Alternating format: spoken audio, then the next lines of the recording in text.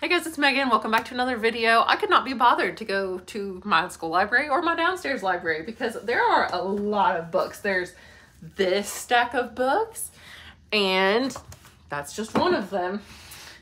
There's this stack of books. It's a lot of books. So let's just go through them. These are books I've acquired over a very long period of time. It's been a long time since I've done a book haul, and hopefully it'll be a long time before I do another one at this point. Let's start with one of the weirdest ones because it's on top and it's small. This book's called Cain's Jawbone. Has anybody ever heard of this book? It's 100 pages exactly, and you can tear them each out. They're one-sided, and there's a place to write notes on the bottom, and it's a mystery that you have to put in order to be able to solve it. It's not in order right now. Like, these are just random pages, 100 random pages. You tear them each out, you lay them out on the floor, and you try to put them in an order that makes a story and actually has a, can you solve the mystery? Like, no one ever solves this. It says that this was a 1934, The Observer's cryptic crossword compiler named this Torquemada, whatever his little nickname was, released a novel that was simultaneously a murder mystery and the most fiendishly difficult literary puzzle ever written.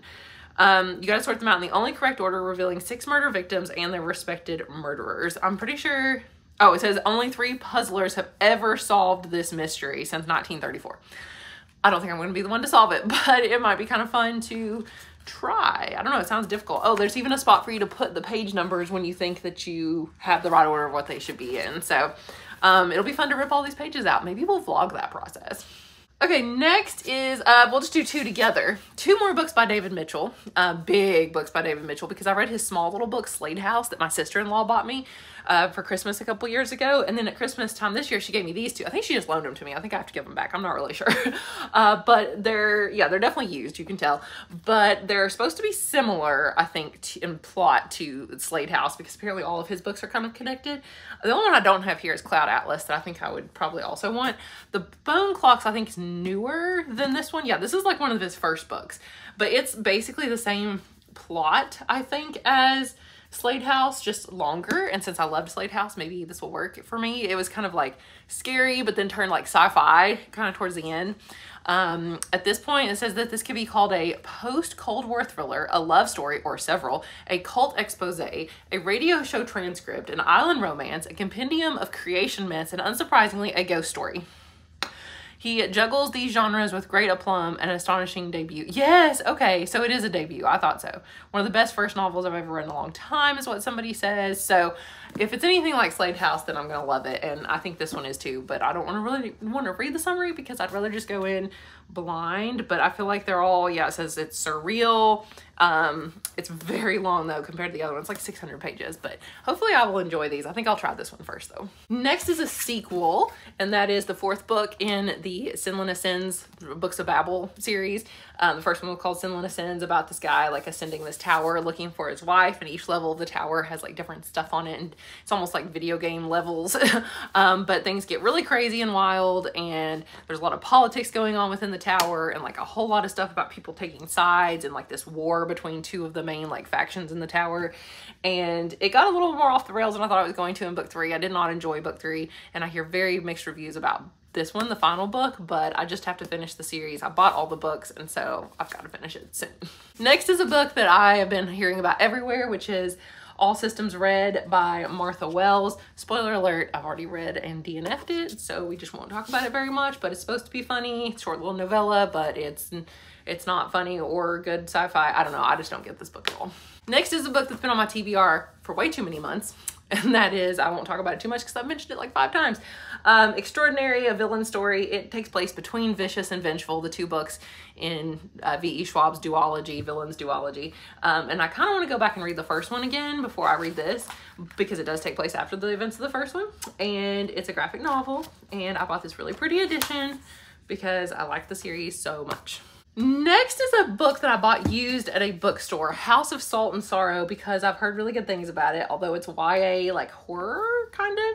But it says it's a retelling of 12 Dancing Princesses, which I don't know the story of 12 Dancing Princesses. But by, yeah, Erin E. Craig, who's written, I think, a couple other, like, scary books. It kind of smells like smoke.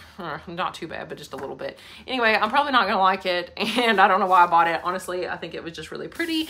And for Kayla's Buzzwordathon from Books and Lala, she has a 1 month where you have to pick like a seasoning or like a spice in the title and read for that month, and salt is one of the choices. So I'll probably read this. I think it's in May or June.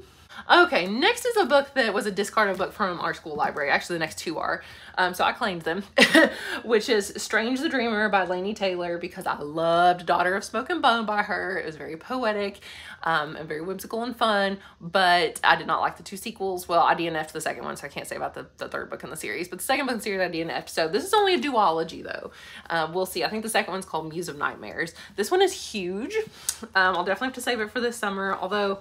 yeah, I mean, there's not that many words per page. The margins are pretty good size, but it's like 500 pages though. So yeah, Laini Taylor, man, she's got some pink hair. Okay, next is Falling Kingdoms by Morgan Rhodes. I don't know anything about this book except I hear it talked about on YouTube a lot. Jade from JD Ray Reads apparently really likes this book. It says there are 3 kingdoms. Oh, so it's like high fantasy. 3 kingdoms, and it's young adult, of Mythica. Magic has long been forgotten, and while hard-won peace has reigned for centuries, a deadly unrest now simmers below the surface. As the rulers of each kingdom grapple for power, the lives of their subjects are brutally transformed, and 4 key players, royals and rebels alike, find their fates forever intertwined. So you've got Cleo, Jonas, Lucia, and Magnus are caught in a dizzying world of treacherous betrayals, shocking murder, secret alliances, and even unforeseen love. That really doesn't tell me what this book's actually about. Oh, but it says on the back there's a princess, a rebel, a sorceress, and an heir. So I wonder if it changes point of view between them. Let's just see. Does it change? I'm just going to guess it does. Maybe? I don't know. I don't know if these are the people's names.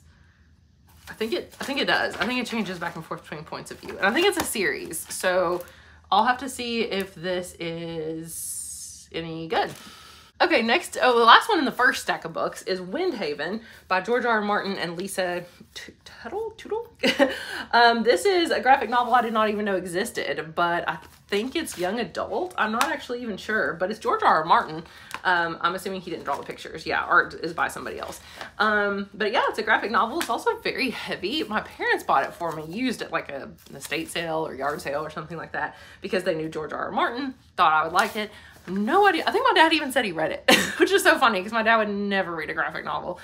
It's basically a full color graphic novel for fans of classic fantasy fiction and artwork. So it's just like a classic fantasy story. That's a really long summary that I really don't want to read. So but I'll check into it and let you know if it's any good. Okay, the next stack, we're like halfway there. This is a book I actually asked for Christmas from my mother-in-law and father-in-law. My in-laws, I guess would be the word for that. I was gonna say my parents-in-law. Ordinary Monsters by J.M. Miro. It looks so much like just the cover, the font, everything about it reminds me of Doctor Strange and Mr. Norrell. Jonathan Strange and Mr. Norrell. There we go. That's Dr. Jekyll and Mr. Hyde. I don't know what I'm thinking. Jonathan Strange and Mr. Norrell. It's massive, so that's why I wanted to buy it, because I didn't want to be, you know, in a hurry to read it if it were from the public library or anything. But it's over 600 pages, but I've heard pretty mixed reviews about it, so I'm a little scared. It's set in 1800s Victorian England, but I'm pretty sure there's like magic as well. And it just reminds me so much of Victorian world, gifted broken children who must save it. The people have talents, abilities. Yeah, I'm pretty sure it's similar maybe to Jonathan Strange and Mr. Norrell, but probably not as good. Next is a book I bought off somebody's porch. It was a porch pickup thing in this group I'm in for book selling in my city, and it was The Maidens, and if they wanted $2 for this book, and it's the book of the month version. I mean, it's a little, you know, worn, but not too bad. And yeah, June of 2021, book of the month. I've heard a lot about this author. I've heard a bit more good things about The Silent Patient than I have this one. Another teacher at school, I loaned it to her and she read it, and I think she just also thought it was, you know, just okay. But it's just a little thriller that I might try to read this fall. The next book is a book I'd never heard of, found it used. It's called Beautiful City of the Dead. Apparently I can't read for a second. That was really weird. Beautiful City of the Dead by Leander Watts. It's super tiny. Like, here's the size of The Maidens, which is obviously a tall book anyway, but it's so little. It's also pretty short. I think it's set in New Orleans. Is that why I got this book? Or just because it looked pretty? It says Relly's band is called Scorpio Bone. Oh, it's about a band. Yeah, okay, well, duh, there's a guitar on the front. I love rock music, so. Screaming guitars, crusher drums, and a singer who looks like a golden god. Along comes a girl named Z with a bass guitar, a notebook full of strange lyrics, and exactly the right attitude. At the first practice, it all comes together, and Relly's vision of a new kind of music, ghost metal, comes alive at last. Ghost metal? That sounds amazing. It sounds crazy, but Z knows it's the truth. Well, because there was a big thing here. I didn't read a big quote. There's something about winning a war. I don't know. At their first gig, she realizes that music isn't all there is to Scorpio Bone. What kind of name is that anyway? Scorpio Bone. They're not just a band anymore. Together, they are immortal. Like, what? Is this like... Oh, it's for young adults. I didn't even realize it was YA. Well, if it's not good, I'll donate it to my school library. But ghost metal? I don't even know. It's also just really short. Like, there's just not even very many words per page. Wow, the chapters are like 2 pages long. That's crazy. These chapters are ridiculously short. Yeah, I'll give it a try because it's so short. Next, itty bitty book. Talk about small. We're getting progressively smaller here. This is The Little Book of Self-Care for Taurus.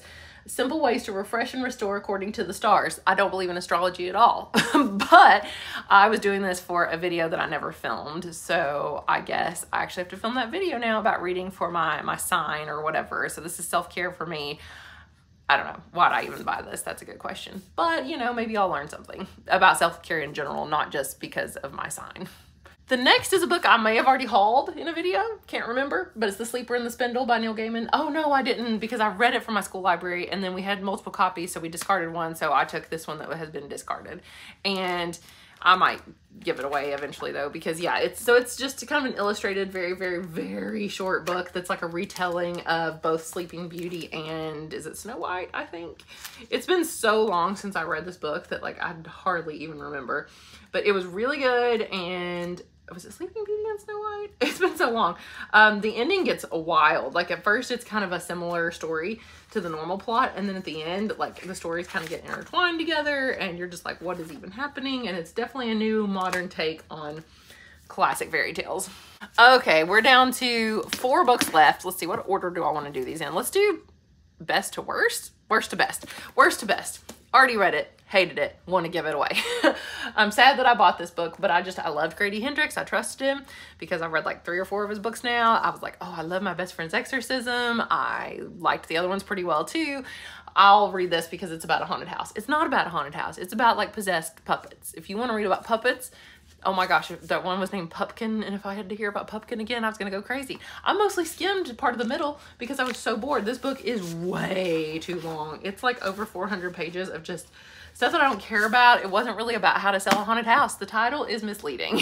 So I gave it 2 stars, and I would not recommend this book to really anybody. Another book I read and did not enjoy that much, I give it like 3 stars, is Winterwood by Shea Earnshaw. This is all vibes, no plot, all vibes. It's young adult. It's super pretty though. That's why I got this one, because I've never had a book with sprayed edges before, and I found it used. And this is the like Fairy Loot or Lumicrate or whatever one of those is editions, and it's actually signed by Shea Earnshaw. So it's really pretty and I liked it, but I mean, I liked the look of it, but the book itself just was all vibes. If you want cold, wintry vibes, just read this book. But just know that the plot twist is not a twist. You see it coming from a mile away, and there is no other twist. I thought that, okay, well, that can't really be the twist. Well, it was, and it was really stupid. So I would read more from this author though, just because her writing was so like lyrical and poetic and very descriptive and very pretty. 2 books left. We will do my new favorite book of the year. One of my all-time, probably my favorite all-time fantasy standalone book ever. Library at Mount Char by Scott Hawkins. Absolutely love this book. I'm forcing my husband to read it right now. He's like 60% in. He's like, I'll give you this. He's like, I don't know where it's going or what the heck is going on. It's so good. I just don't know just know nothing about it and just go into it knowing that there's a library. It's about a woman named Carolyn who she spent her life at this place called the Infinite Library, forced to study at the feet of the man who might be God. Her sort of adopted father might be God. She's died a few times herself. Some other people have died. There's other main characters. There's a lot going on. I can't even tell you any more than that. There's lions. It's so good. It's so good. I just want to read this book again so badly. Just even thinking about it right now, I just want to go read it because that's how much I loved it. And it's set in the modern world.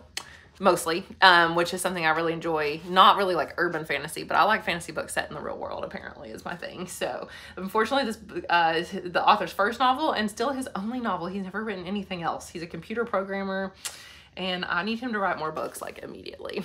Our last book, and it's the weirdest book. This is a book that my sister-in-law loaned me. Maze, Solve the World's Most Challenging Puzzle.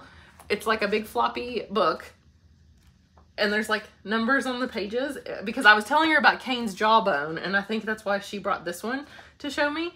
It says, it's up to you to decide as you move from room to room, hoping that fact is not illusion. Use your best judgment not to lead you astray. Is it like a choose your own adventure kind of thing? Oh, she used her the little library stamp I put on her. Yeah, oh, she stamped her books. That's really cute. I got her a little stamp with her name on it. Oh, it says this is not really a book. This is a building in the shape of a book, a maze. Each numbered page depicts a room in the maze. The doors in each room lead to other rooms. For example, the room on page 1 has doors leading to rooms 20, 26, 41, and 21. To go through door number 20, simply turn to page 20. Your challenge is to find your way from room 1 after the prologue to room 45 and then back to room 1 using the shortest path possible. If you use your head, you should be able to make the journey in only 16 steps. There are any number of clues in the drawings in the story to help you choose the right door to each room. Clues in a series of rooms may relate to one another and may indicate a path. Other clues may refer to a specific door in a single room. Anything in this book might be a clue. Not all clues are necessarily trustworthy. What? You can't even trust the clues. Once you've found the shortest path in and out of the maze, challenge yourself further. Go back and find the riddle hidden in room 45. The answer to that riddle is concealed somewhere on the shortest path. Now proceed to the prologue. Your guide awaits you. What?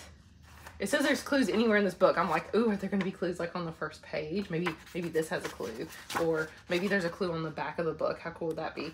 Or maybe the very, like, so there's the last page. So, oh my gosh. Wow, but so there is a story, kind of? Huh. Is this for kids or adults? I don't even know.